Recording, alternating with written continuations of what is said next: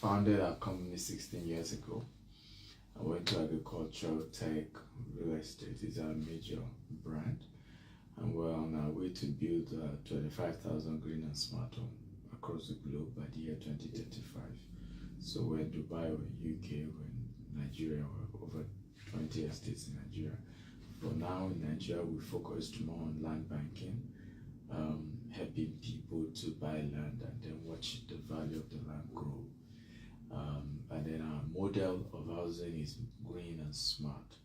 In Dubai, we focus more on housing, not land really. In the UK, same. In the US, we have a couple of investments.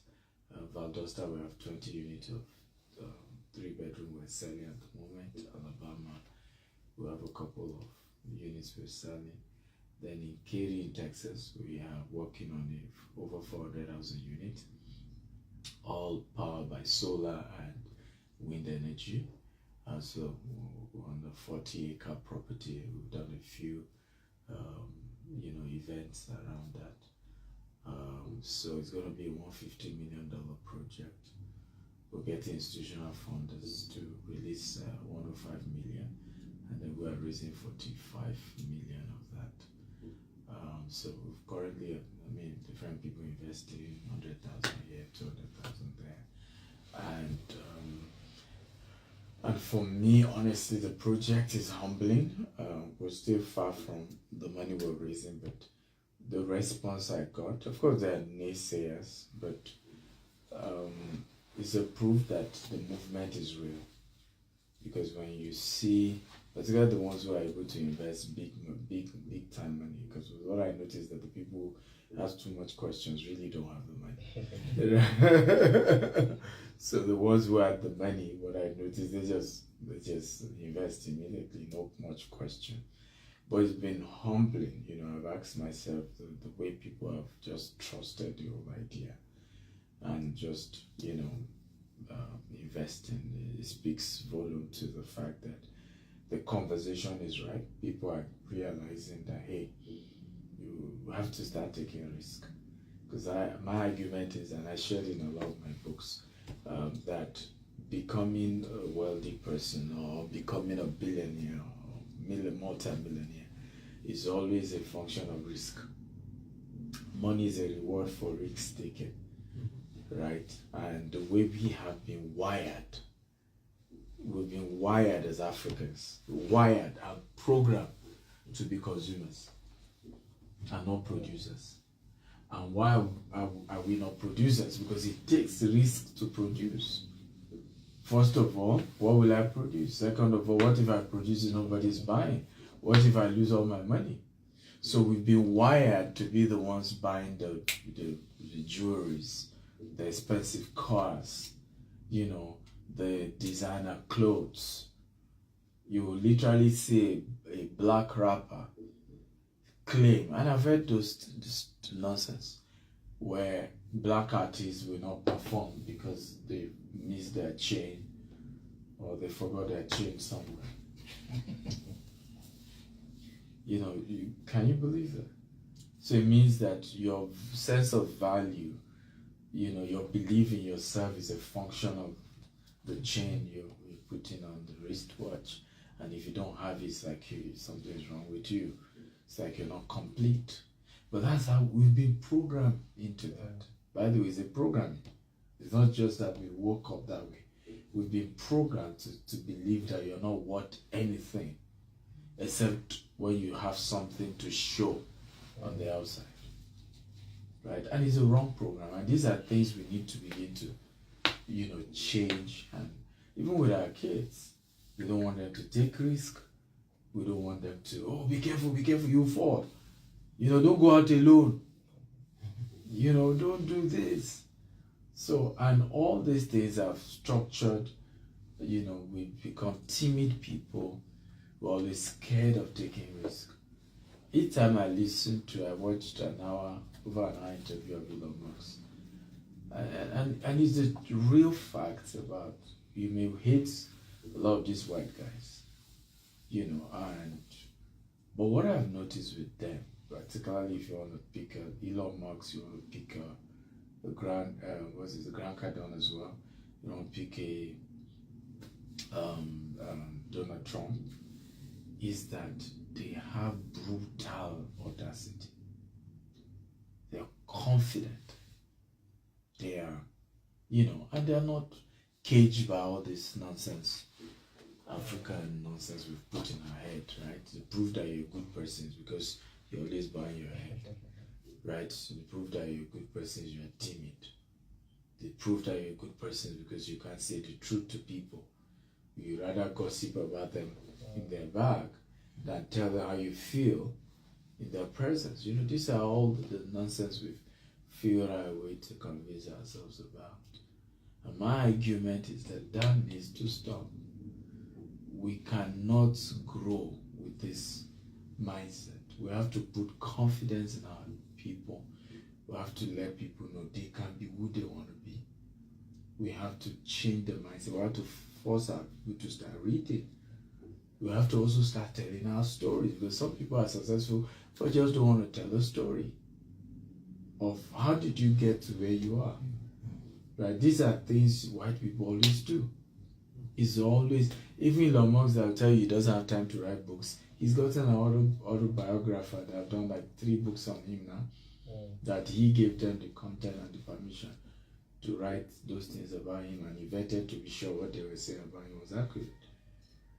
But you see the richest black man, no book. The richest black woman, except for ministry book, because she started ministry stuff, right? But there's no book breaking down principles, concepts that has helped them to get to where they are. So for me, that's what we're doing here. That's the vision.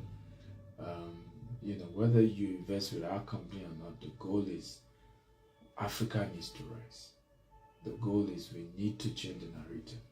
We need to start having small meetings like this, and we're not gossiping about the president, not gossiping about some other black guy, but we're critically thinking of how to build systems, how to build companies, how to own companies, how to, build an enterprise, how to take, have some dominion, And lastly, my argument is that we cannot end racism until we end poverty among black people.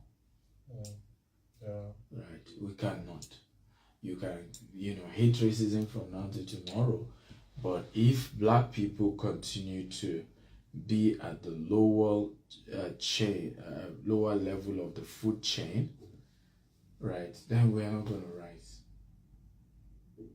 Because if we are the ones that are security guys, if we're the ones that are at the lower job level, I've employed a lot of white people who have worked for me. And I've always said that I'm yet to see one of them that is racist to me. Of course, he will lose his job right away. Right? So the point is that sometimes this whole racism thing is a lot easier to do and to perpetrate, because you're doing it to people who are junior to you, they are not.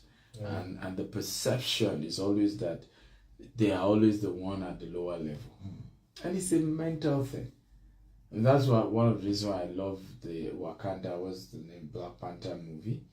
Because it was the first time we're seeing a Superman, right, who is black in complexion. And that has something. It has a mental implication even to our kids. That there can be a superhero that is of black color. It doesn't need to only be white. Right? And for me, those are the ways we begin to change the narrative. Is that the more, in Dubai, though I've moved to the US now because of this project, but I lived in Dubai for 3 years. And I remember when I moved in, and arguably I'm the most famous black guy who lived in Burj Khalifa. And of course, most of the security guys are blacks. So I remember when people come visit me and they mention my name, oh, we know him, they treat them special because it's like one of us also live there. I don't know that you understand what I'm saying. You know, it's a mental thing. It doesn't, I mean, there are other blacks who live there, but they may not be as famous as I am or make it public, right? But it meant a lot to even the security guys there, to even the cleaners. That yes, one of us live here, right? And for me, they look little, but they're important statements we need to start making. There has to be a day where you can say this hotel is owned by a black guy, even though he's in Frankfurt, right? This chain of shopping mall is owned by a black guy, even though he's, you know. And for me, those things are very important thing. It's so bad now that as a Nigerian, you can't open a business account and $200,000 moves into the account without it being flagged and unnecessary questions being asked. Is that bad? Because it's already an abnormality. Right? There's always already an assumption that money couldn't have come in legitimately. We need to check it. The guy owns a black, Nigeria or Ghanaian passport. And these are things I face daily in business. These are challenges I face. And for me, rather than being discouraged, I get more to say, if more of us are doing what I'm doing, it soon become normal. Right? If more of us are doing and we're doing legit, they will soon get used to it. It's because not too many of us are doing it. So it becomes abnormal to see a black guy doing business at a particular level. It becomes really, really abnormal. Because something you really have so much doubt and you're worried and you're thinking it through. Something must be wrong somewhere. How is it doing? Are you sure? Are you sure? Are you sure? There must be something. Is it legit? Yes, there must be something legit about it. You know, and that's why for me, as we grew our business, I made up my mind. I didn't just want it to be legit. I want to sing it to the rooftop. Right? Some people think we are loud, but it's intentional. Right? So that if you think we are not legit, go do your background check. Right? And for me, it was also to be able to attract people who are legitimate investment and want to do. Because, politicians and all these people are scared of when you're loud. They think you can easily be traced and things can easily be tracked to them. So it also had delivered me from issues of all these people just even wanting to do business with us. They're just even scared. Like, oh, that guy is too loud, he's too all over. If we do business with him, they will track us down. And I'm good with that. I'm okay that we're dealing with legitimate entrepreneurs, legitimate hard earners, legitimate professionals who are working hard for their money and are thinking of how to use it to build wealth for themselves. Right? So, because ultimately, like I've shared in my book, nobody becomes rich through employment. Now, there is nothing wrong having a job. Whoever tells you otherwise is lying to you. Because for me, and I shared in my book, the job is the capital. Is what provides the capital for either the investment or the business you want to do. He has a mobile app that he's working on to be able to provide some solutions, just like Upworks and all of that. And I asked him, so how do you intend to market it? He said, from my salary. Okay. So imagine he hates his job and then he gives, because I can't be an employee, they're using me. Well, where will you even get the capital, right, to take the business to the next level or to be able to invest in something?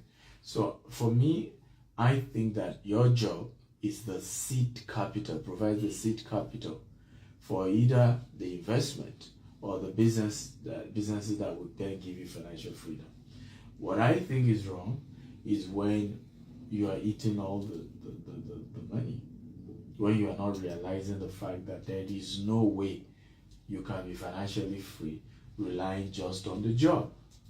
The ultimate financial freedom will only come as a result of you investing that money either to co-own a company with somebody else, and that company eventually scale, and that's very important to talk about scaling, because if the company remains small, then it's still active income, it's still not passive income.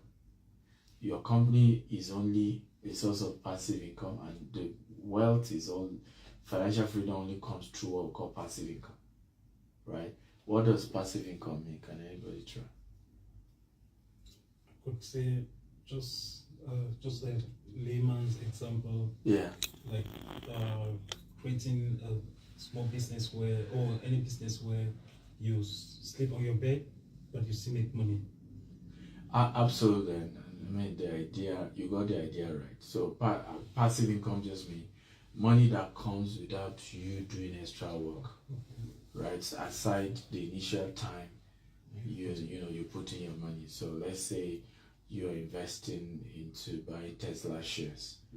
Once you pay that initial money for the Tesla shares, if it keeps appreciating, you keep getting dividend every year from Tesla, right? So that's called passive income. If you decide to buy Bitcoin, Bitcoin is going crazy now, right? So you don't need to do any extra work for you to start selling some of your Bitcoin and making good money from it. So that's called passive income. But that passive income only comes when your small business eventually scales to a level where whether you are involved or you're not involved, you are getting dividend every year. So in other words, and this is where people miss it, they just think it's all about owning companies. If you own a company and the company does not scale to a level where it can produce good income for you without you being involved, it's worse than even getting a job. Yeah. Right? It's worse. It's worse. Right? So my argument is, even when I meet professionals, I said your goal shouldn't even be to start a company. Your first goal should be to be putting your money into some investment that can be giving yearly returns.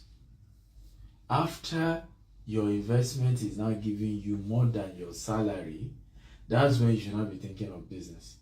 Because at that point, you can resign your current job and go and start a company. Because when you start a company, it needs not just your money. If you give it just money, in many cases, the guys running it are going to finish the business. You know what I'm talking about, right? So it requires your effort and it requires your money as well.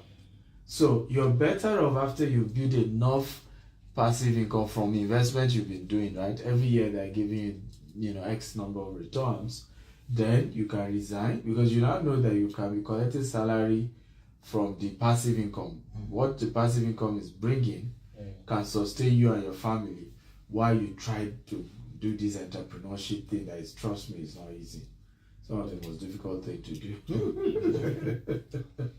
Right? Because it comes with so much headache. You're battling with regulatory bodies, government bodies. You're battling with, there's still government bodies. You're battling with employees, right? Because you employ people to do things on your behalf and you expect them to do it, but they will not do it. I'm still battling with one that I had to, are you kidding me? This is a company secretary who will collect money to say she's going to court to represent the company. I never went to court once. And 2 to 3 times a week, she's collecting money to go to court. Wow. And all the court cases, they had to start giving judgment because our rep wasn't around. Right? So these are the kind of sabotage you will face with employees say you want to run a business. You're also going to be having battles with investors as well. Right? Because there is no way, it's easier when, and that's why sometimes people ask me, Stephen, why don't you want to take small investment?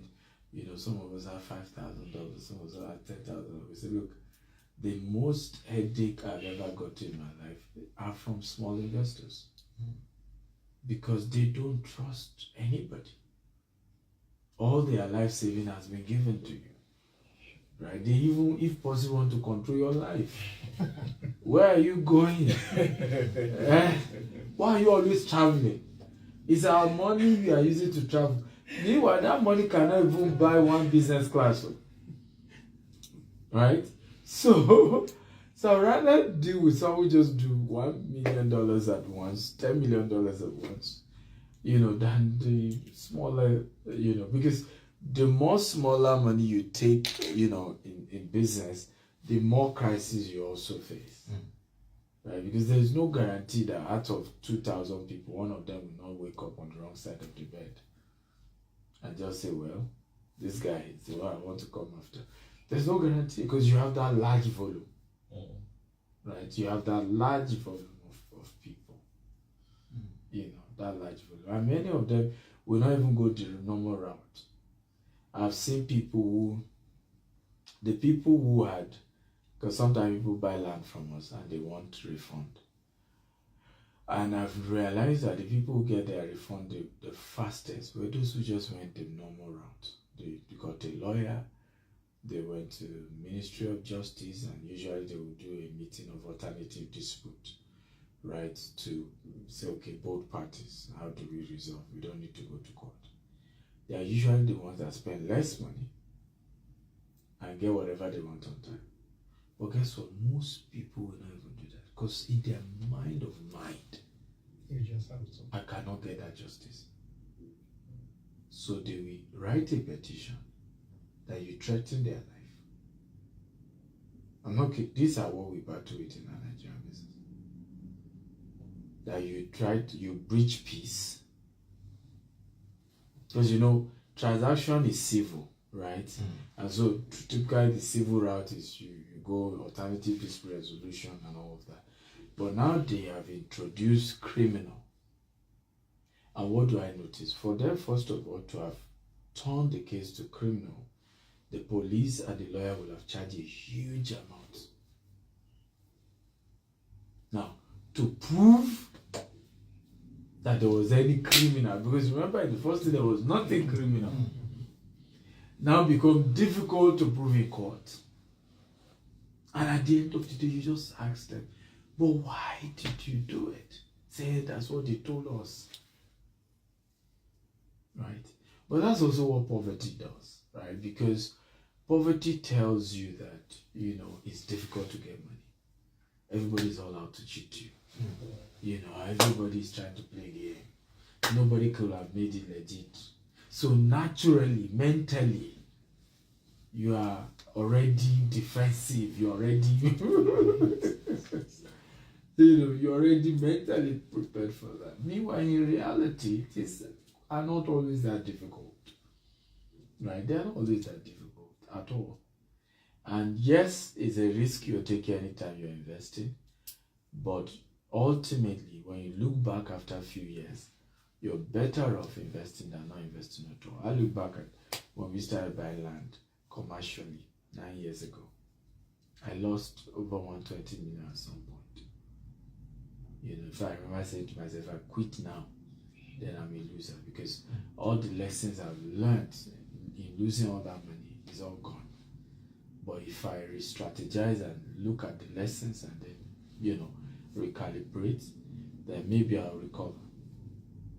And I never shared that story publicly until we started doing, our business became a multi-billion-naira corporation. Because I knew if I start telling people, they say, we knew it. This is why we too were not investing. It's always risky. They tell you always lose. So I didn't want anybody to discourage me. I didn't even tell my friends that I lost that much. Because a lot of us, and that's why many of us don't go far. You want to do investment, you start calling your friends who are not investors. Just discourage us. Exactly, just discourage us. You call your family members who, some of them ask you for 200 euro and you told them you are broke. Suddenly you are telling them to give you advice on a 50,000 euro deal. Like, I just say, what kind of self-sabotage do we often do? Right? What kind of self-sabotage? What do you expect the family members to tell you? Say, be careful. I suspect they are scammers. What do you expect them to do? So it's ultimately the problem. I remember one of our estates we acquired 2019. Fantastic location, but it was a risk. Because at the time we acquired it, it didn't have a title. But there was a plan to have the largest, road network. They call it the coastal road. It was going to connect like 8 states in Nigeria. And it was going to pass through that location. So we knew that if we get it right, it's like your estate facing the most plowed routes, and that's just increased the value of the property.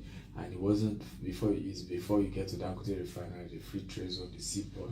So we knew this was something that was going to be gold, right? So as people started investing, I remember one of our investors invested when it was just 1.5 million,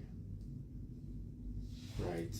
And just helping us to understand the mindset we need to have for investment. Because some of us have even done the right investment, but fear made us to just quit, and we still ended up losing just because we're just always scared.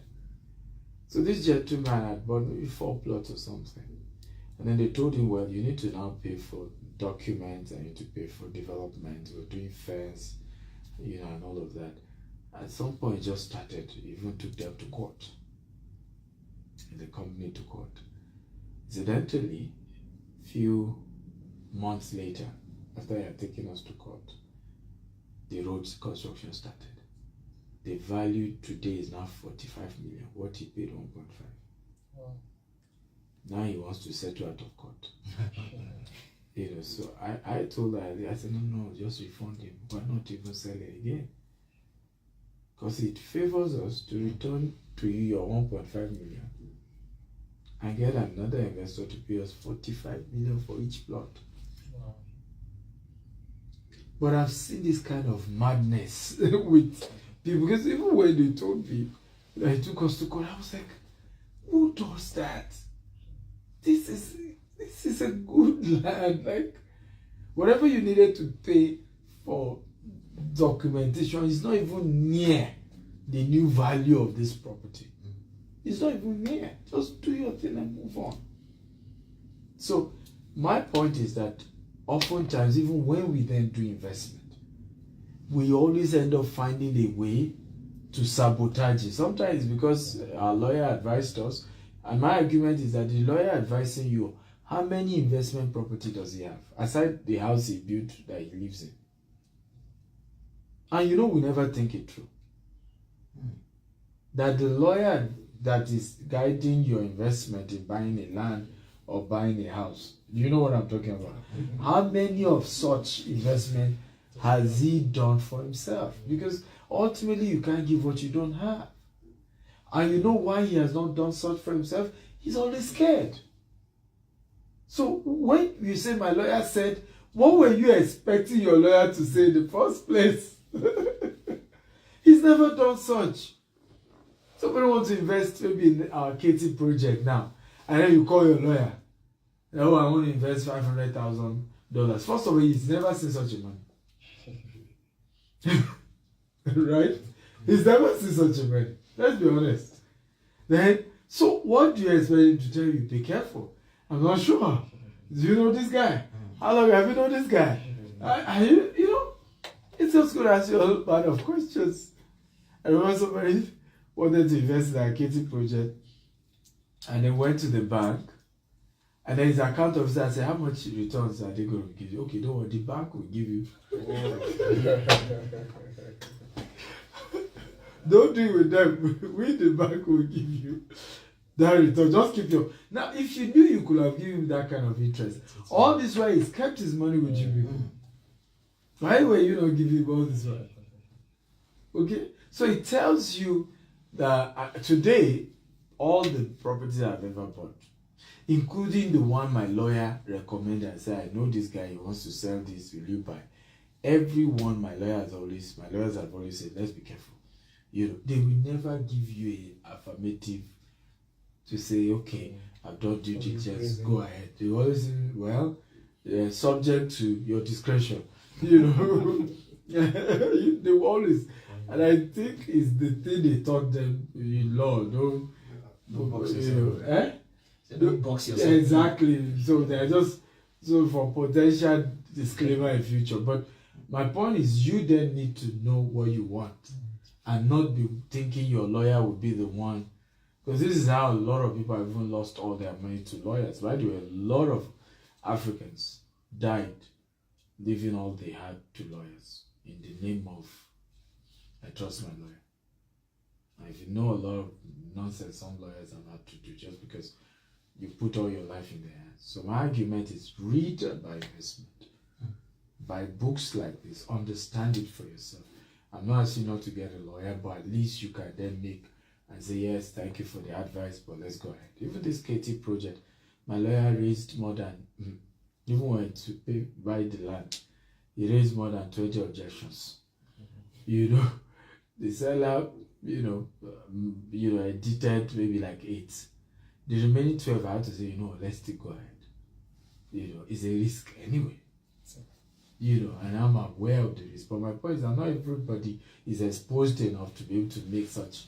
Some people just say, well, my lawyer said, these things, and then I'm not doing.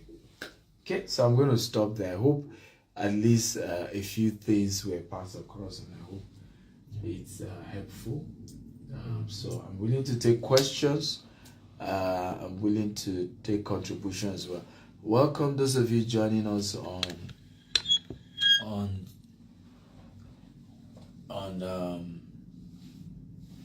IG. Feel free to ask questions as well. I hope you'll be here long enough to know our conversation. So feel free. It's a Q&A now. Thank you. Yes, any question or contribution? Anyone? Yeah, so possibly we start before the others get their questions going. So I have a couple of questions because I've been following you for a while on Insta and all of that, the lives and everything. So my investment story or my financial story is quite a rough one. Yeah. Because I started very young in Nigeria, trying several things, put my hands in a lot of startups and all of that.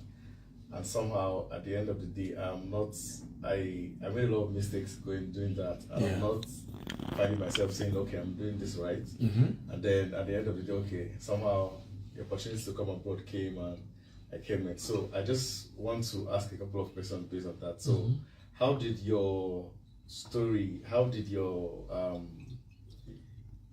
business success start, for example? Because I know you said you made some mistakes, you lost a couple of money. What was the turnaround? Where did it come from? What were the main things you did to really keep yourself beyond your rough moments to overcome? What were those short principles that kept you and sustained you down to this level? That's number one. So maybe we'll start from there. So you have more? Yeah. So why not ask them? Okay, so the second one is you talked about passive income and diversification, and you made a very critical point saying that as an employee, the first thing is not to just start building a business, like you said, that you have to save enough money to be able to 8x. You have to invest enough such that your investment, the return on your investment is more than your existing salary. Yeah. So not savings. Saving, if you end at savings, you are not helping anybody. The savings has to be converted to an investment. Yeah. So I wanted to ask you on about your advice on building a very sustainable passive income portfolio, because there are a lot of things on now, both locally and abroad. There is stocks, cryptos, real estate. What's the smart way and the most sustainable way to go about it, in your opinion? So I think those two questions first. Okay, good questions. So the first one is principle that sustain me. In the course of the rough journey of investing. I think the first thing, and that's why I love reading books, and is that I've done a lot of research about successful people and their trials. Even now, I tell people that if not that I've done too much research about biographies of people, I would have felt like I'm on the wrong path. I probably feel that something is wrong. And the problem is that I will have given up before some of the positives I'm getting now will start coming. As I speak to you today, I mean, I can make one of them public because it doesn't mind me making it public. The argument when I started was people abusing me to say, how many rich people is always active on social media? And what is, come on, something's wrong. You get the point.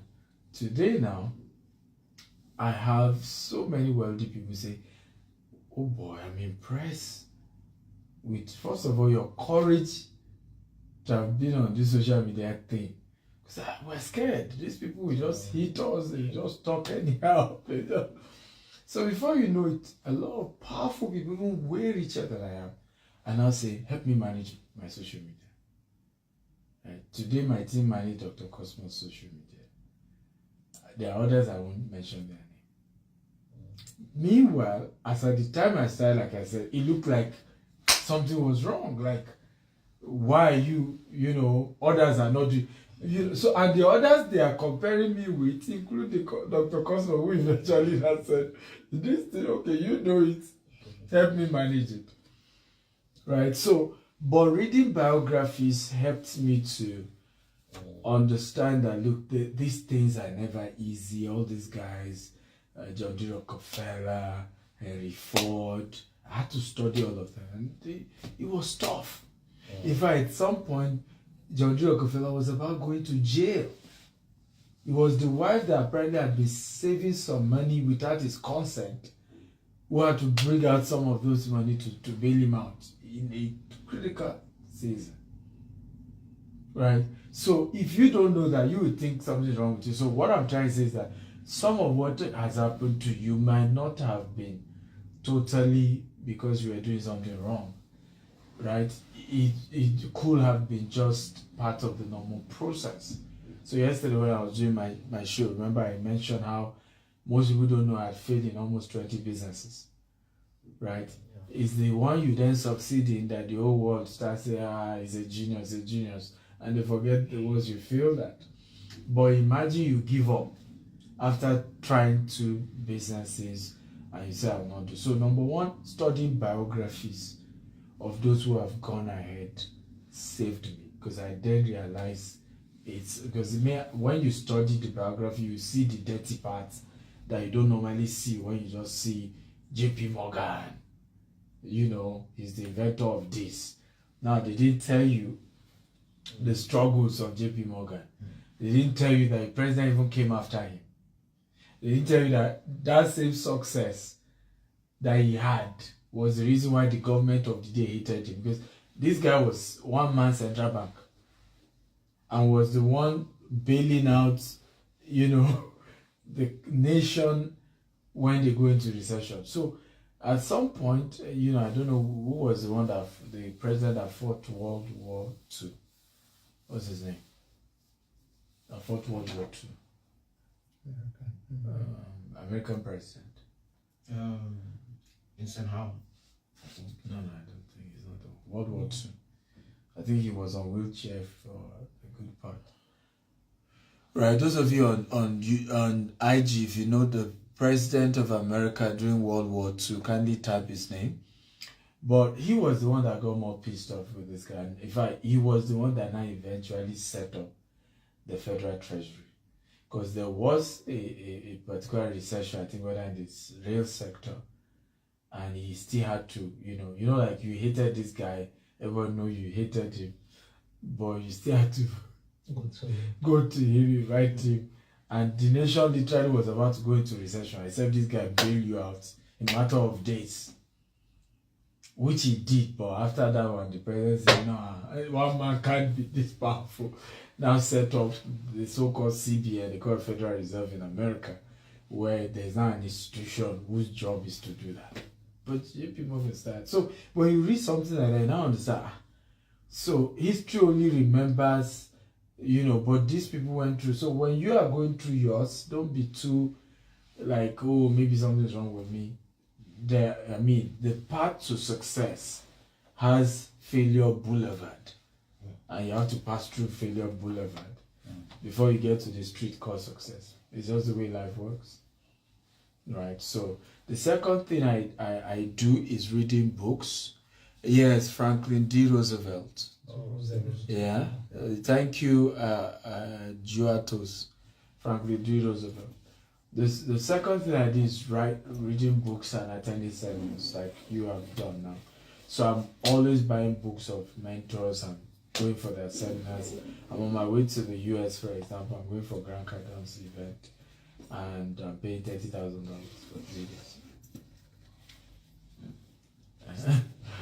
Interesting.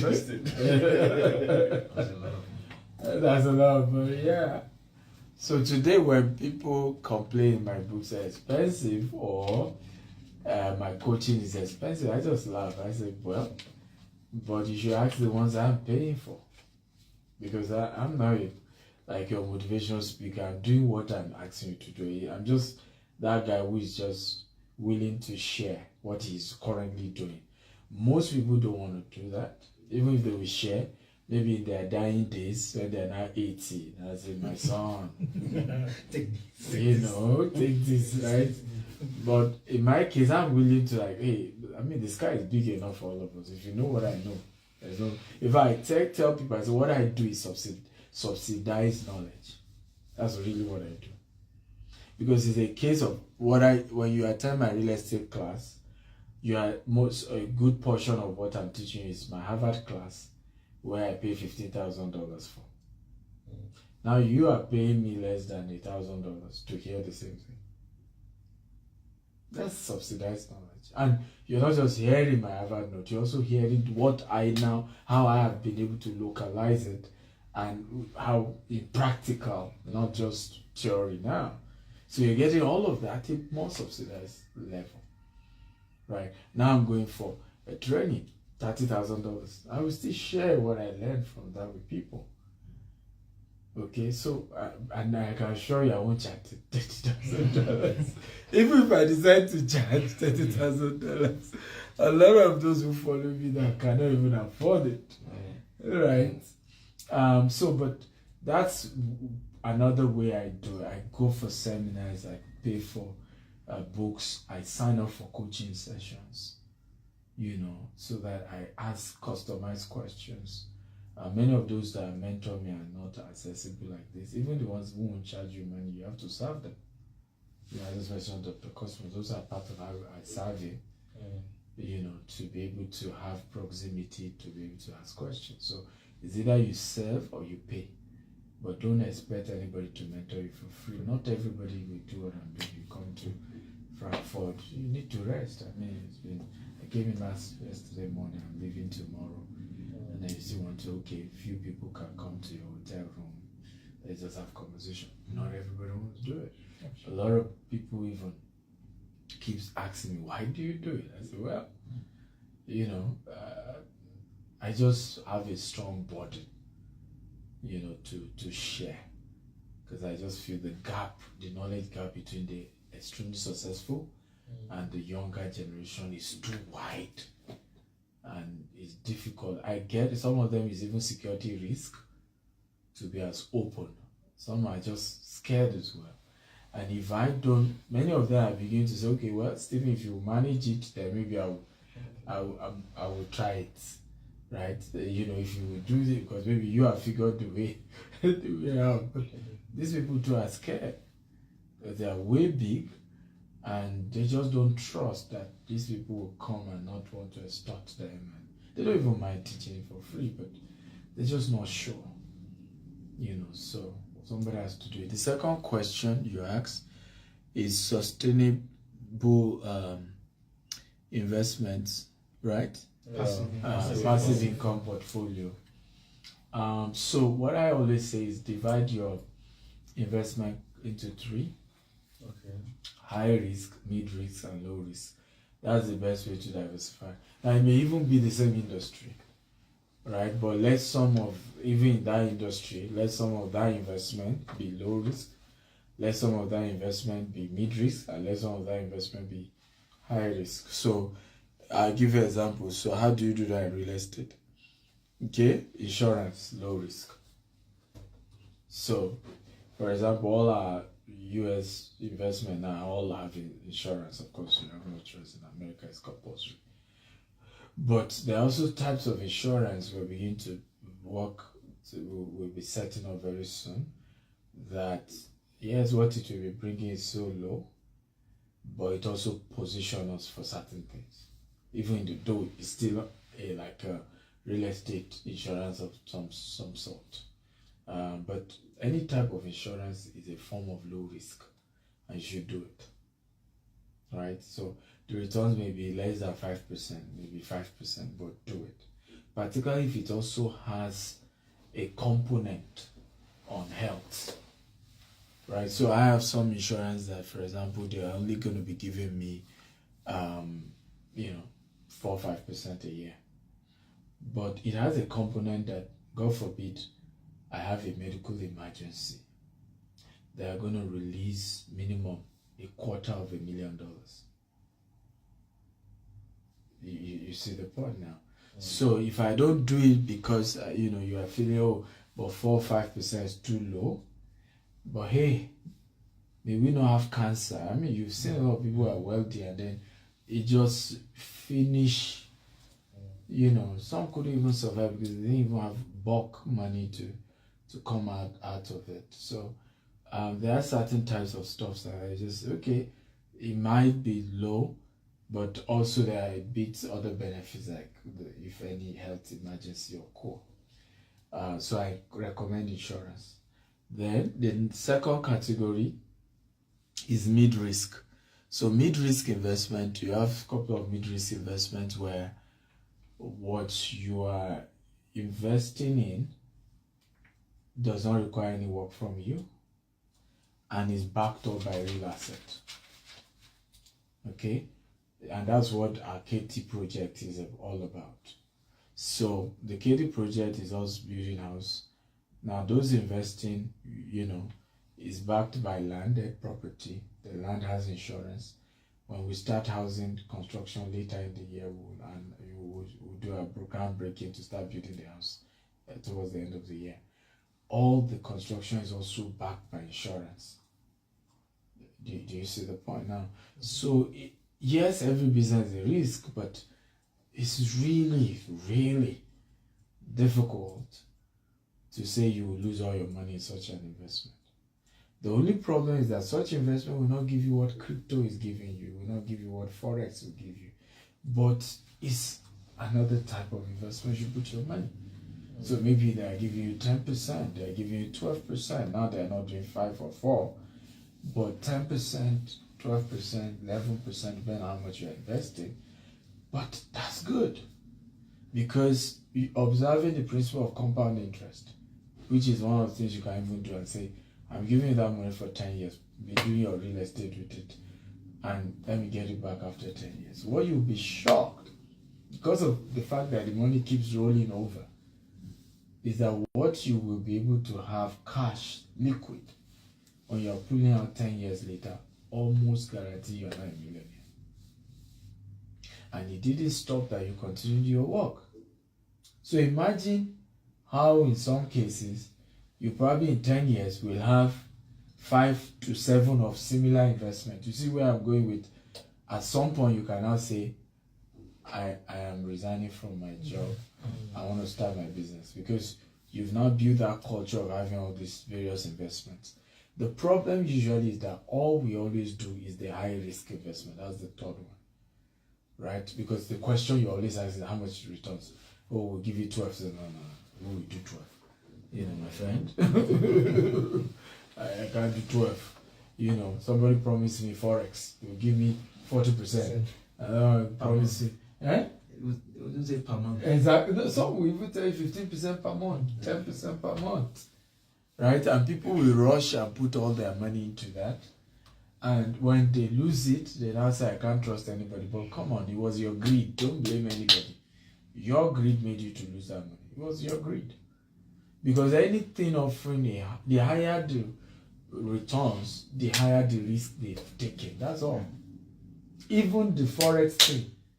There's a way you trade Forex, you will not lose money. The only problem is that you cannot be making high profit. Simple. Because you have to have what we call stop loss. Yeah. I don't know, are you get what I'm saying? So any Forex guy telling you, oh, he's giving you 10%, it means even in that trading, he has structured it such that the trading was taking heavy risk. So when people tell me I lost money, I don't know how I lost money, I'm like, no, you were greedy. So today when people bring investment opportunity to me, I'm saying how much return. When you mention certain return, I'm just saying, well, I appreciate you, but I'm not interested. I say, but it's a good return. I say, yes, it's good, but that's even what I'm not doing. I've never heard of such. Who will tell me they are not doing returns? Some of them now want to be showing me evidence. Look at the evidence of this person got his money. That person got his money. Let me see now. See, should I call Jide for you? You confirm. It's not about they didn't get the money or not. But the higher the risk, the return of an investment, the higher the risk. And the quicker it will crash. So when something is giving you high returns, usually it's between 6, some even feel as early as 3 months. But many is between 6 to 2 years. You check it, since Bitcoin has been doing bullish run, since inception of Bitcoin, has he ever gone up 2 years straight? That's true. Ever. Right? Has he ever gone up 2 years straight? Never. I mean, you take it through. Right? It has never gone up 2 years straight. Never, ever has it happened. Okay? So, meanwhile, at the time you started putting your money in the crypto, you didn't know whether you had 6 months in. And then maybe you just have 3 months to the crash. You didn't know. And that's also part of the problem, because we also don't go get mentors. Pay for somebody who is an expert to coach you. No, I won't pay. I remember I did a training in Dubai. A church invited me, and this gentleman paid for my video course. I just put in $1,000 into altcoin. I thought on how you can make good money from altcoin. Not everything is not Bitcoin. And so he started buying some altcoin. Before you know it, from $1,000 in 7 months to $150,000. Meanwhile, I have a one-on-one coaching program that now goes for $20,000. But as at that time, the one-on-one coaching program was, I think, $3,000. What you learn from this man took your $1,000 to $150,000, yet you did not pay for. You did not say, I need to learn more. Okay? 1 January or so, the thing dropped from $150,000, boom, to 80. And he first felt, well, it will come back. then it dropped to 60. He said, no, something will happen. Then it dropped to 40. But then I got to 40, he went to pull out. He went to pull out the money. And then was not looking for me. In fairness to him, if I bought some properties from our company, but the lesson is he could have saved $110,000 if he had just paid a $3,000 coaching. Right? So am I asking not to do high risk? No, I'm not. You should. But have a coach. And you have a coach like me, because I will be very hard on you. I'm not going to deceive you at some point. Because if you had told me, like I said, pull out. If I would have insisted, he pull out 100,000. And then we have put this on real estate, put this on insurance, put this on this, put this on. And that's really the way I come, is to give you advice based on one's experience. Say, okay. And if you had done that, yes, 40,000 was still good. Remember I only put in 1,000. But technically, you will have had 100,000 that also will have been appreciated too. Am I making sense at all?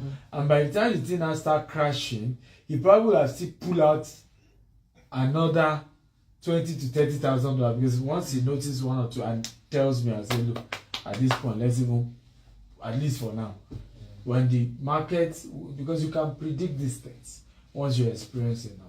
When the market start doing well again, we rush in, or when it crash to the lowest, because the rule of investment is this: always buy when everybody is not buying, and when they're selling. Always sell when everybody is buying. Always go the opposite direction. People ask me, why are you doing the KT project? How isn't the interest rate in America high? Why this time? Why not do the project when the interest rate is low? I say, maybe you don't understand me. I only go in when others are not going. So because of the high interest rate in America, most developers have stopped building, because now they're taking loan at as high as 11% or more. So they just don't want to even touch development. They are waiting for when the interest rate will be low. But guess what always happens? You now have a 2 to 3 year window where there is now deficit of new housing, because most developers stop building. You see the point? You start building now, it means you will now sell your house at a much more expensive price. Also, the people who are selling the land, because I got a good deal on this 40 acre, right? A very good deal. And the only reason I got it was because the interest rate is already high. So the seller is struggling to get a buyer. And then if they see any buyer, they're willing to give you a good deal. That's how this works, ladies and gentlemen.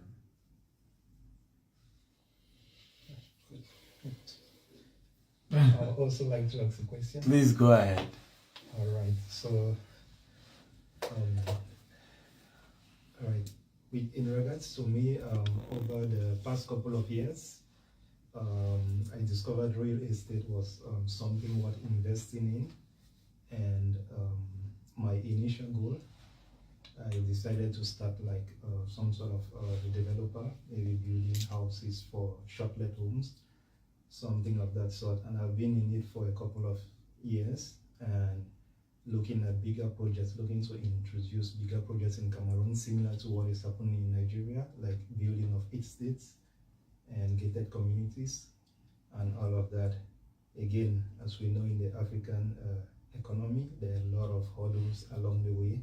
So my first question is, what advice could you give to someone like me who has where in these kind of projects, all you see ahead of you are just hurdles and stumbling blocks?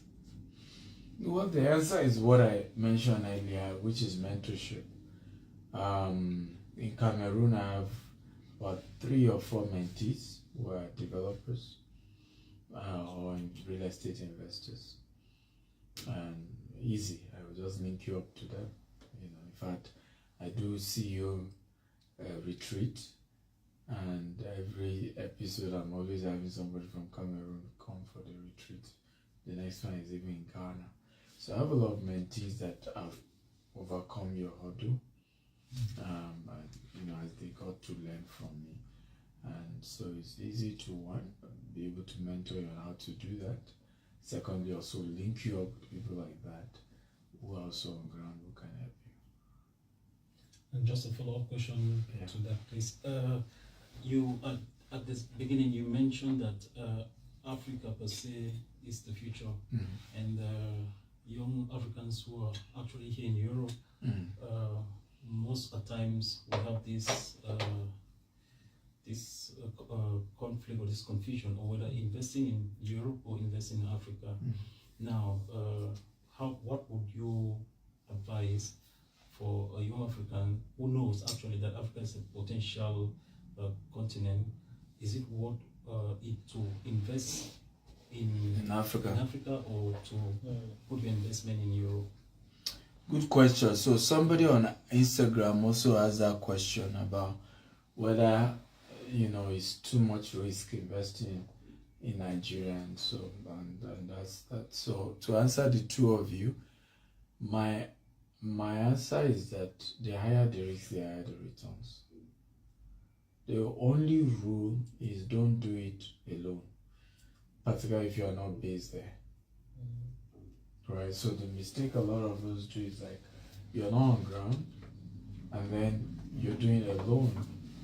Remember, and like in one of my videos where I talked about why a lot of those in diaspora should not pack up everything, because when many Africans want to leave Africa, they sell all their businesses, sell everything, right? And then they sell houses, sell everything. So one of them was asking that why wouldn't they do that? Because if you try to give it to anybody to help you manage, they will sabotage it. And my answer is that the reason they are sabotaging is that you are not doing profit sharing. And you've created the mindset, like we say in Nigeria, monkey they walk, baboon they chop, right? So in their mind, you are here in Germany, Frankfurt, chopping live, 247 electricity, good car, good house, and then they are there in the heat with generator, helping you build your empire, right? But if you had looked for the trusted ones and say, you know what, let's start sharing profit, even if you can't do equity yet, to say anything you achieve, right, I'll give you a percentage. Like in our company now, any staff that makes a sale and they were the one that brought the investor, they get 10%. And it's paid just the same way you pay their salary. So because I see people often tell like, how come you have very passionate staff? It's because we do profit share. And this year we've even added more to even say, when we now make profit generally as a company, because you know this one we're even deducting, right? You bring the sale, you already get your 10%. It's not even about profit or not. And I say even when we now make profit, effective from this year, the CEOs, because I've now appointed CEOs for all our companies, and each subsidiary now have CEOs for us. In fact, our group CEO will have been here, but he's a Muslim and he's just breaking his fast. His family is based in Germany. He's a Pakistani, so he heads all the other 7 CEOs. But the same thing we had to do to say, okay, you know what? Whatever profit is made this year, right? If you hit your target, so January all our CEOs made a presentation to the board. We have a board, and we said to them, okay, fine. If you hit your target, you get 10%. You, the CEO, and your senior management will share 5. Your junior staff will share 5. But if you surpass your target, you get 15. 7.5, 7.5. You, the top guys, get 7.5. Your junior staff, you share. So when you create systems like that, it's not enough, and you have mentorship, okay, and you have consultants. The chances that business will work is a lot higher. But in some cases, just go into partnership. Like, even though I'm not a Cameroonian, if you tell me I want to start, this, I can easily get you guys who I've known over the years, who are Cameroonians, who are on ground, who are successful, that you can partner with and do great stuff. So, and that's where mentorship comes in, because sometimes what you don't even have, your mentor can easily bring in for you. But don't give up on Africa. What I'm doing both. Okay, I'm doing both. In fact, this year, our expansion in Nigeria is the highest since we started. The number of estates we are launching this year is in excess of 20. Right? And that's like what we did in the previous first 9 years or so. Right? So we're aggressively expanding back in Africa, but aggressively also expanding outside of Africa. Just similar to the way we said, divide your investment capital into low risk, mid risk, and high risk. So the same way. Okay, have massive investment here in Germany, right, or anywhere else. It could be in Dubai, it could be in UK, whichever market you're confident will give you good returns. But at the same time, have, why? the highest returns is still back in Africa. But the stabilizing currency, the most stable currency, is still here in the West.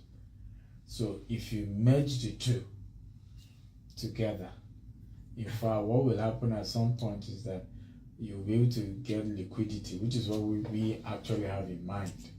That this US projects and expansion will soon give us an opportunity to be able to have money brought in, repatriated, and profit from US business. You can start bringing it in foreign currency, return it to Nigeria, return it to all these African countries, and the lands we've gotten all these years.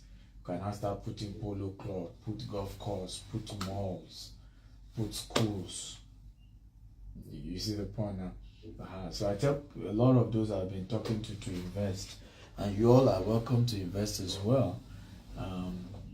Is that this is a legacy project, because once completed, when you control a $150 million project in America, first of all, you can have access to $1 billion in liquid from their financial institution. Now, if I may please, you mentioned also that petty investors give headache. So, where will you situate them now if they want to join maybe the KT project? Are you saying you're a petty investor? No, maybe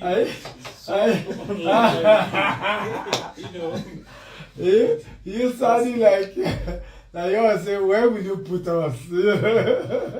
So, funny enough, we still take lower investors, just that we close the windows quickly. Okay. So like this KD, we made it as low as $10,000, but we, like in 2 weeks we closed it. It was not left with $30,000. Then we closed it 2 weeks later, left with $50,000. We closed it, so now I think it's $100,000 people. But I'm still open to approving if I know you are really serious. Okay. To stay approved those lower category if you want to invest. Okay. I have a follow-up question as well, not in this regard, but something else. So what you earlier spoke about, you said most of your housing projects are green projects, so which means they are sustainable and it's kind of integrating technology with the housing industry. Yeah. So my question is, in a real estate market, I'll always use my country, Cameroon, where just by introducing some sort of estate projects, it's a really new idea. How do you see introducing such an idea, which is totally new to them, and integrating it with technology and sustainable living altogether? To Cameroonians? Yes. My argument is that value is value anywhere in the world, right? So, I mean, when we came up with the concept of green and smart, we didn't see anybody in Nigeria doing it or saying they want to do it. We were like the first who talked about it. Yes, one of the things we didn't factor in was affordability, which is the reason why we've not built enough houses in Nigeria as we would have wanted.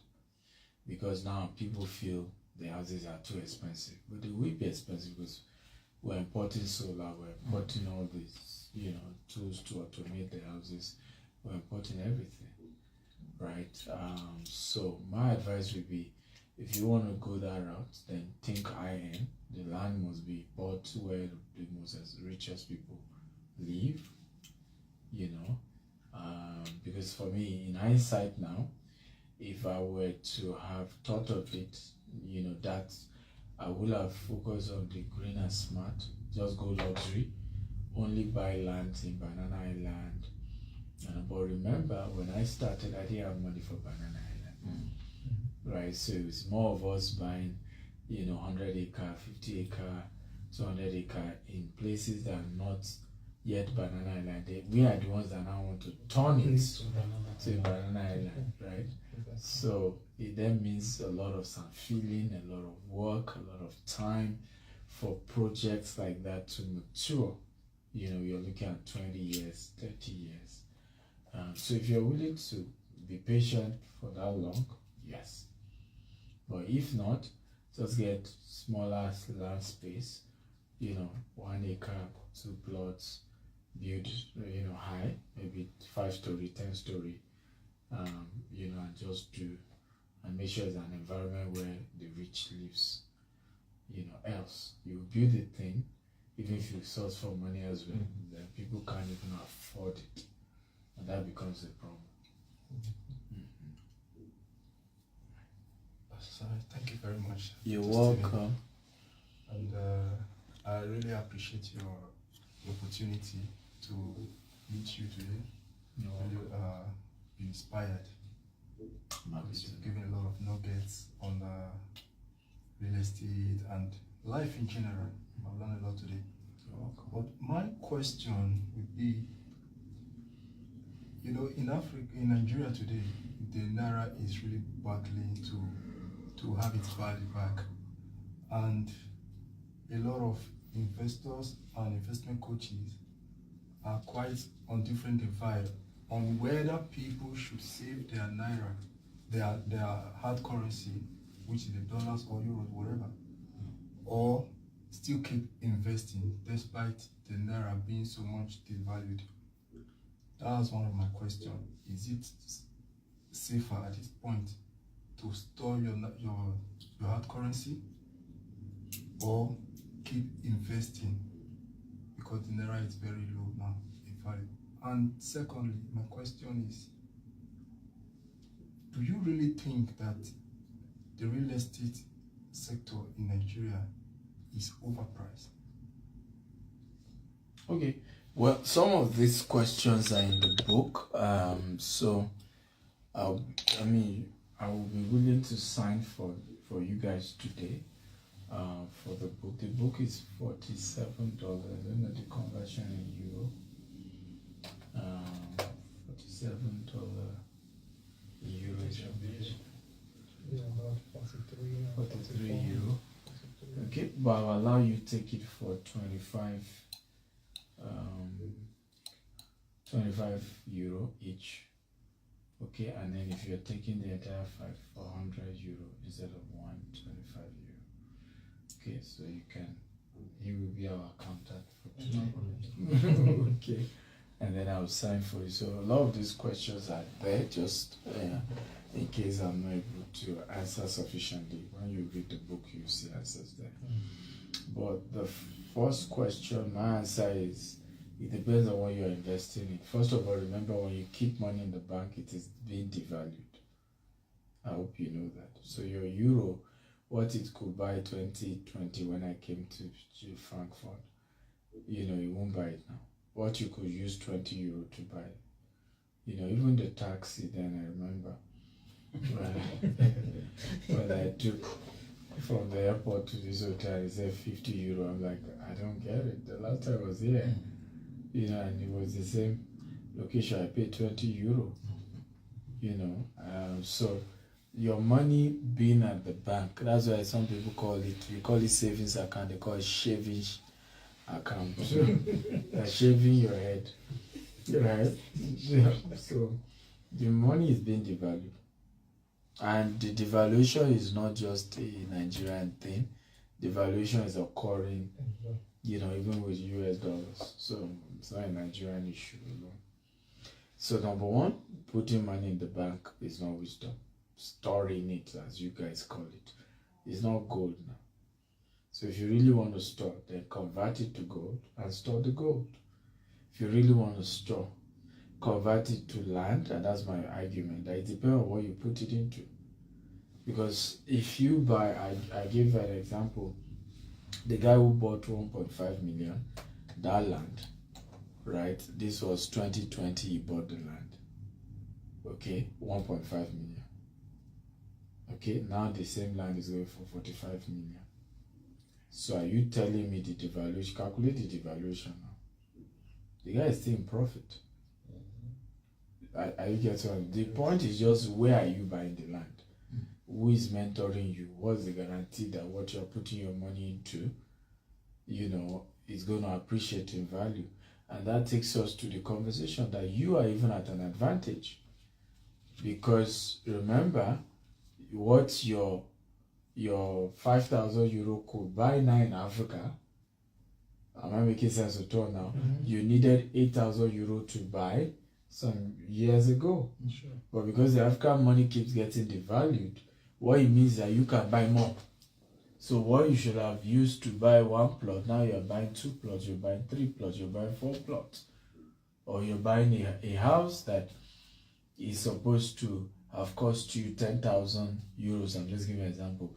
Because the Naira is getting devalued, now you can buy with 7,000. So you are making more. The only rule is just that where are you buying it?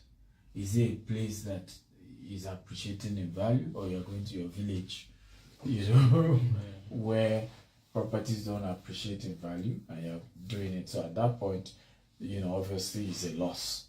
But if you get the right location, it's just, for example, Banana Island, they sell properties in dollars in Banana Island. Eco Atlantic is in dollars, right? So when people talk, it's again, like I keep telling you, don't go the general norm. The majority is not always right. There's also this majority mindset, but they're not always right. The best time as a diaspora to invest in Africa is now that the currency is bad, because you can get more value. But like I told you, make sure you're doing the two, because if I were you, it's period when the African currency is strong, that I will now sell my asset and buy more here. Do you see now? Periods like this when everybody is selling. Remember what we say opposite now? The period everybody wants to buy, that's when you sell. The period everybody thinks, oh, sell now, that's when you buy. So you as a diaspora, this is the best time to buy in Africa. Does that make sense? Yes, it makes sense. But it doesn't mean you shouldn't invest internationally. Like I said, I'm doing both, and I advise you to do both. So both, you can't lose in any way. I hope I've answered the 2 questions. Yeah. And to the second question, if it is really overpriced. It's not. It's not. There's just the problem is just affordability is the problem, and flexibility of payments, right? So if you want to buy property here in Europe, there is a mortgage, right? Am I correct? Yes, correct. So I don't know whether it's the same with US. You put in maybe 200% or 30%. How much you put in? 10. 18%. 20, around 20 or so. 18-20%. So you put in 18%, and then you have the house. But let's do a practical math so we get it. How much is a 3-bedroom here? To buy? To buy. Maybe 80, 90. Quite expensive. That would depend on the Depend on the location. location, In yeah. Frankfurt, As well. In Frankfurt, yeah. a 3-bedroom apartment in Frankfurt costs you almost, You can get that for about 500. 500,000 euros, right? yes, Good. 3-bedroom. yes. Let's change that to Naira. How much does that give us? That's a lot. So you understand this will answer the overpriced question right away. How much is that? So 500,000 euros. I think let's even say 650 1.6 million. 650 million. 50 million. I have a place right now in Shogotedo, and Shogotedo is relatively good, right? 3-bedroom with a BQ, and I'm selling, if you're paying me outright, I'm selling it for 65 million. So But 10 of it. that's 10. And mine has a BQ. 3-bedroom with a boys quarters. So technically 4-bedroom. And I can bet you it probably will be bigger in size than this your own in Frankfurt. Right? So, but the difference is that here in Frankfurt, you just need 18%, 20%, and voila, you're a landlord. In Nigeria, you need the whole money. Do you see the point? That's why there's a perception of, oh, maybe it's overpriced or not. Yeah, there are places where you really wonder why is that high, like Banana Island. Honestly, I live there, but it just doesn't make sense to me sometimes, the pricing. But of course, in those places, you know that it's the rich that have made it, you know, so that the poor doesn't come and disturb them there. And they can have their freedom. Okay, so I mean, it's more of the rich that keeps making the price in that area go up and up and up. But the general property in Nigeria, I think, is even cheaper, right? And considering the fact that the potential, I mean, this was Washington Post that says Lagos will be the largest city in the world. America is building their largest embassy in Eco Atlantic, right? And America has a major dream for Nigeria right now. Major. They're expanding heavily, agriculture, military-wise, a lot of stuff. They have a vision, right? Big stuff. And the data, you know, in fact, that's why I can tell you as far more as America has a vision that in the next 50 years, 1 out of every 5 Nigerian will be American, either by residency or by citizenship. That long term. So even now, every day, African Americans, it's almost as if the government told them, are doing ancestral DNA tests. They are coming back to Nigeria. They're looking for land to buy, and they are, you know, I kid you not. You know, I kid you not. And they're coming. They're doing business. They're trying to do so. So again, I don't know how they told their people, but if you study Nigeria, you just realize it's just a fact. People are, you know, Americans are just coming in and coming in and coming in, but they're African Americans. You know, so my point is that in the next few years, even if it's 400 square meters you own in Lagos, you're already a billionaire.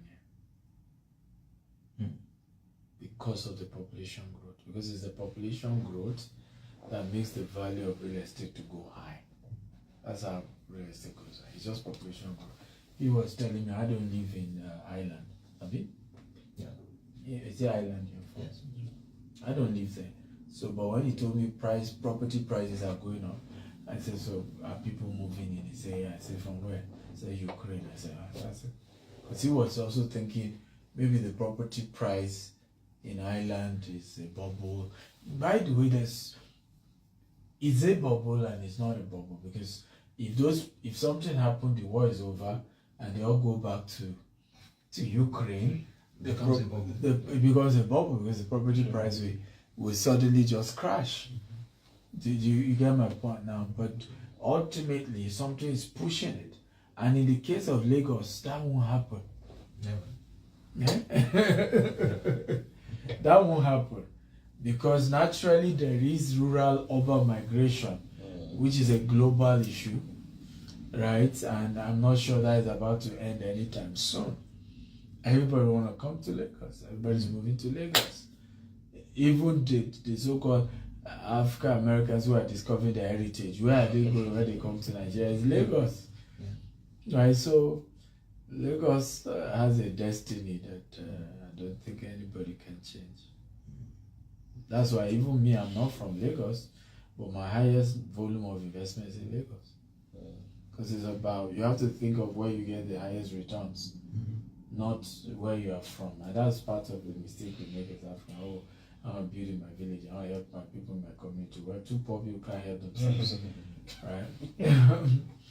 One has to get to the top before it throws the rope to help the others. Exactly. So why not become extremely wealthy first, then you can see how many of your village people you want to help. But so for me, that's my vision. I intend at some point maybe put a university in my village, but let me make all the money in Lagos first. Then I can go to my village and buy. But too poor people can't help themselves. You have to get to the top first. When you're at the top, you can answer, at this point, let's see how we can help. That's the way it should be. Okay. Yes, so That's I don't Frankfurt. know. Okay. I know Yes. you've been speaking for a while now, so I'm kind of pacing you so that you don't get too tired. So I don't know. Can I just throw in two final questions? Yes. Myself. So you talk about a bit about the KT project and some of the projects that you're doing. So I want to first of all start by asking, how do we? Perhaps I can go to your website to see more of all of that, or most of the opportunities coming up, and because I would like to really explore all of that and see ways to keep both locally and Well, chat me up. I will attach one of our wealth advisors to you, and they will run you through the KD one and the ones back at home. So whichever you want to do. But if you want to do the KD one, you have to be, it has to be this coming week. You have to. Okay. Because we are closing investment April 5th. We're totally, so after April 5th, if you don't have $500,000, don't talk to us. Okay. So we're trying to just wrap things up. So anybody want to still invest the lower units, it has to be done this Monday or Tuesday or Wednesday. Okay. Yeah, but I can assure you it's a good deal because it's one aside the returns. The return is what we call mid-risk, so it's not your high returns. But beyond that, we're doing a hall of fame for all investors. So as you drive into the estate, every investor's picture, right, is put there. It doesn't matter even if you invested $10,000, right? Everybody's picture is there. Because it's something nobody has ever done. When completed, it will be the largest green and smart home in America. And then it was built by a black man. It's something we all can make reference to and brag about. So I tell people it's a legacy project. I'm not about the profit. I'm just about let's do it. Let's do it. And it looks as if Trump will still be the next president. And with projects like this, you can make a statement. By the way, you won't be surprised. Trump will invite me. I know how he thinks. With a project like this, he will invite you. Why not? I'm kidding. He will. And this conversation, when you are not at the table, you can say, Mr. President, my people are not happy with you. You give us this impression. And that's how you change things, right? You have to be at the table. Yeah. You have to be at the table. And we are the ones that have to come together and begin to help things like this to become a reality. Yeah, true. So I don't know. Are your company, your organization thinking of doing something in Europe in the coming decades or years? No. UK, yes. Europe, no. Canada, yes. And the reason is because Europe is too. Regulation is crazy. I was in Switzerland. I think earlier this year, December or so. I think it was December. It's just too complex. For me.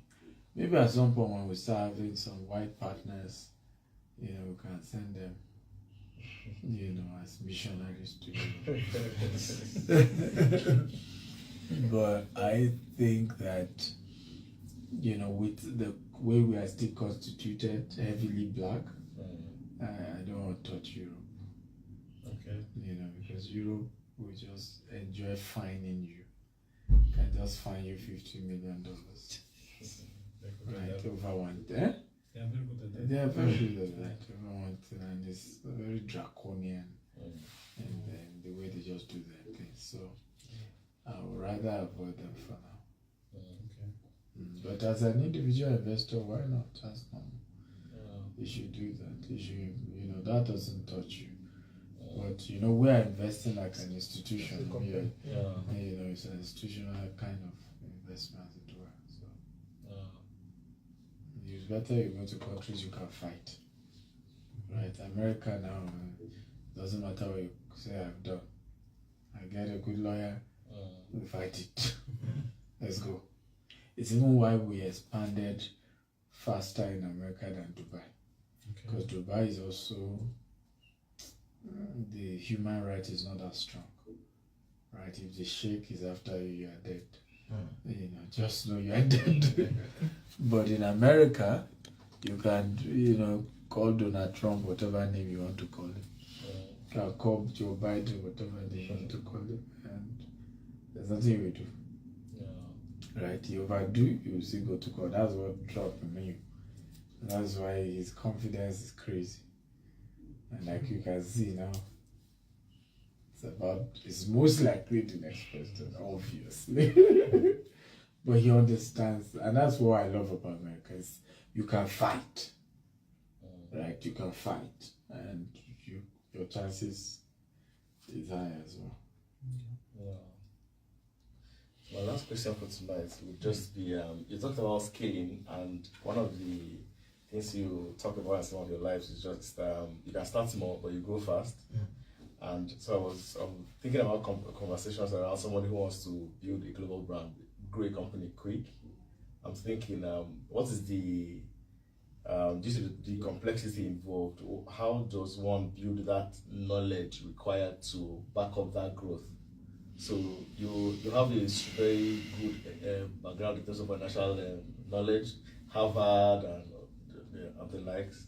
So how does one build that solid knowledge behind it to grow at a very as it should be in a very complex world like we have today?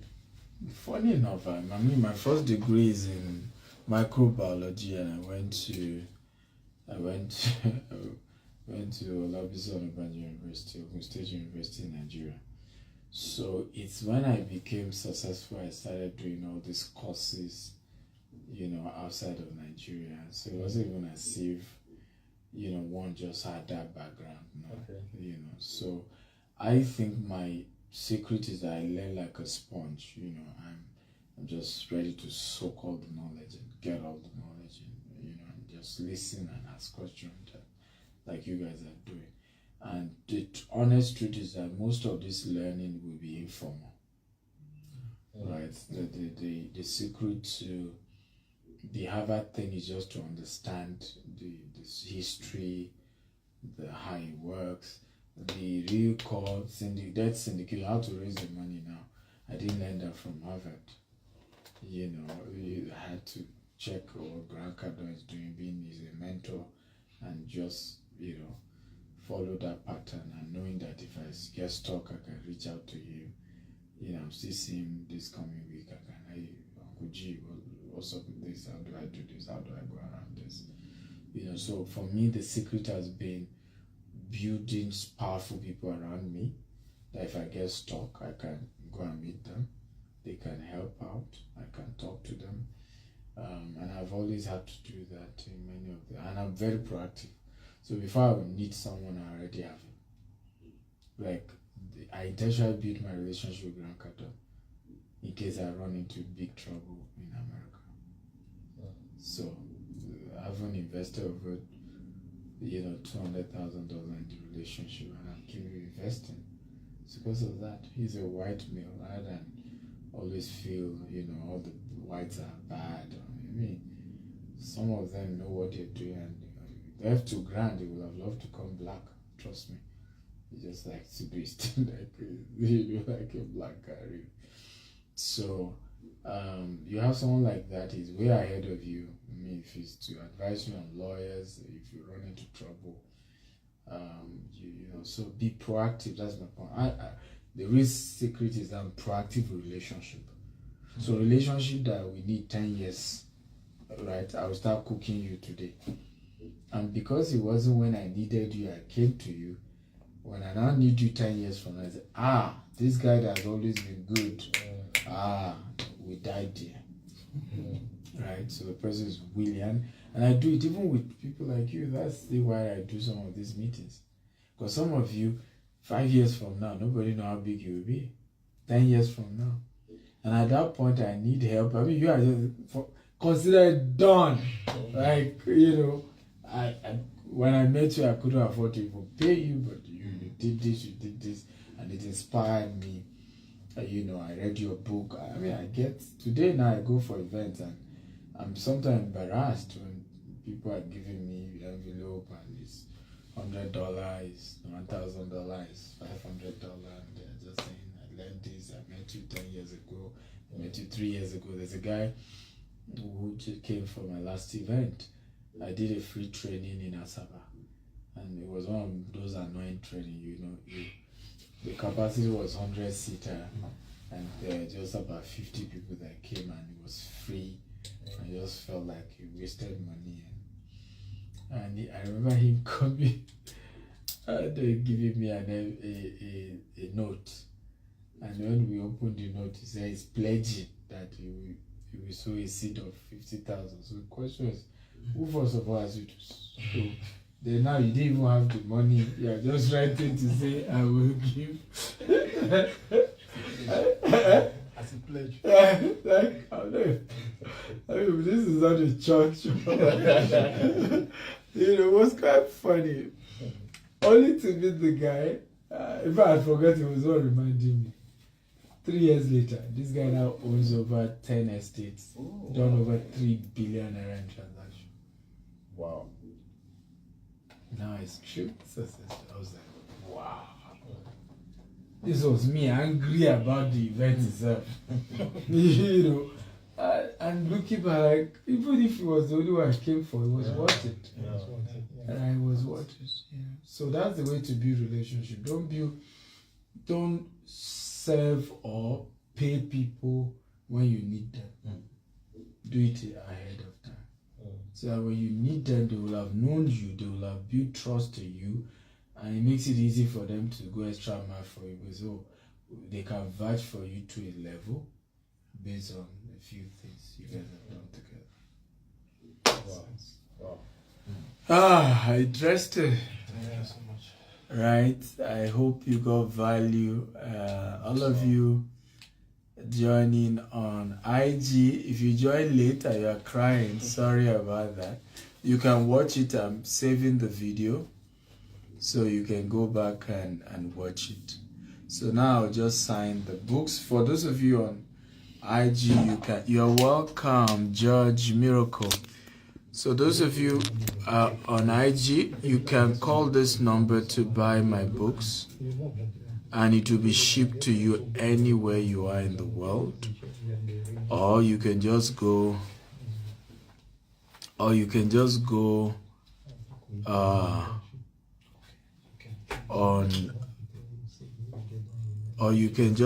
on Amazon. My books are there on Amazon, so you can go there.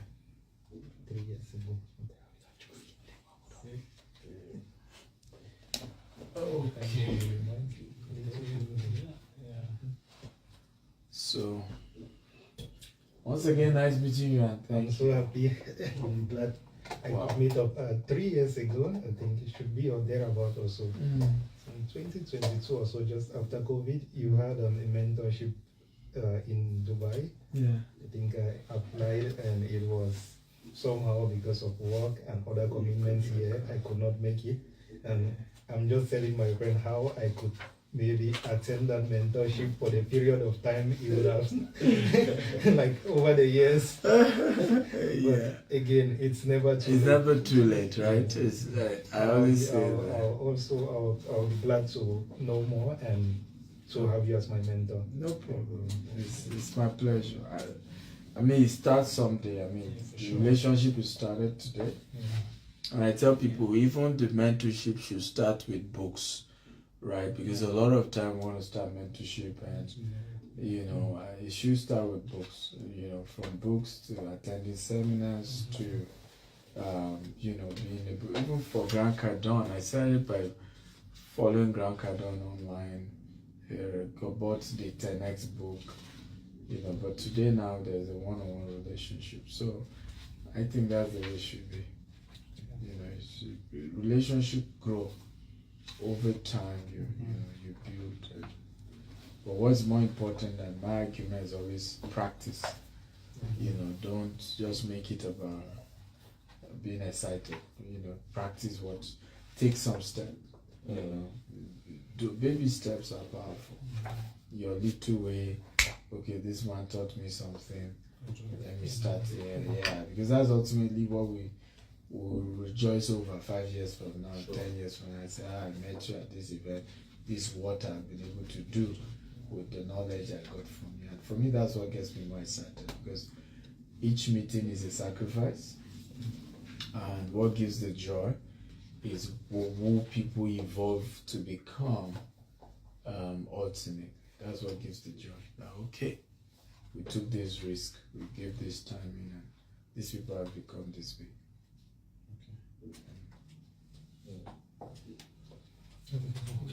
So who needs a 5? Who needs all the 5? Who needs a... Okay, love you all on IG. We end it today at this point. Live from Frankfurt, Germany. Okay, live from Frankfurt, Germany. We love you. Bye.